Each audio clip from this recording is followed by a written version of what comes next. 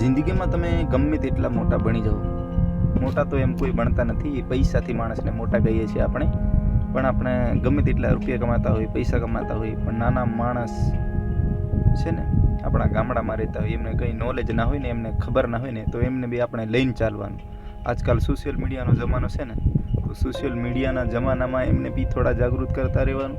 અને એમની જોડે ટેલેન્ટ હોય પણ નોલેજ ના હોય, એની જોડે કંઈક ડાન્સ બાન્સ ગમે તે, મતલબ એની જોડે નોલેજ તો કંઈ બી હોય ને, અભણ જોડે હોય, ભણેલા જોડે હોય, તો એને થોડું આપણે સાચી દિશા આપીએ ને, એને નોલેજ આપીએ ને, તો એ બી જાગૃત થાય ને એની જિંદગી બનાવે ને, બિચારો એના મા બાપના સપના પૂરા કરે ને, એવું વિચારીને આપણે એને મદદ કરવાની. તો હમણાં સોશિયલ મીડિયા પર દુનિયા ચાલે છે અને દુનિયામાં લોકો સોશિયલ મીડિયાથી પોતાની જિંદગી બનાવીને બેઠા છે ને, તો આપણે બી પાછળ નહીં રહેવાનું. આપણે બી આદિવાસી છોકરા છે, ગામડામાં રહીએ છીએ, આપણે બધું આપ્યું છે, જલ જંગલ જમીન સંસ્કૃતિ આપણી છે, તો કેમ આપણે જિંદગીમાં આગળ ના આવી શકીએ? તો જેટલા બી મિત્રો છે એમને એ વાત કહું છું કે તમે જિંદગીમાં છે ને આ સોશિયલ મીડિયામાં કામ કરશો ને, તો તમારી જિંદગી બની જશે.